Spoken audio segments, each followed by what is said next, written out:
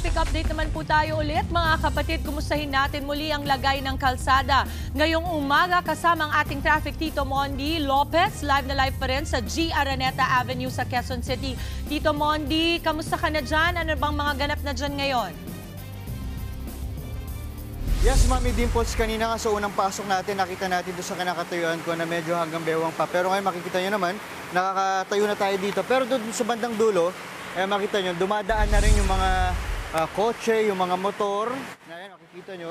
Then, ito yung mga kapatid natin, talagang umaano na sila. Talagang nilalakad na nila, lalo na yung mga papasok, di ba? So, ayan, kita nyo naman. Tapos kanina nga rin, meron din pa tayong bangka rin na naghahatid pa rin ng tulong o assistance sa mga kapatid natin, lalo yung mga papasok na ayaw at lumusong sa baha. Tapos doon nakita ko na yung mga kapatid natin talagang naglilimas na sila, naglilinis, kasi may mga basura talaga na, alam niyo naman, pagka ba, after ng ba, meron ng mga basura maglilitawan, so tuloy-tuloy pa rin. Tapos iba pa rin naman, nanatili pa rin sila sa labas ng bahay, matinitingnan yung mga kaganapan sa kalsada.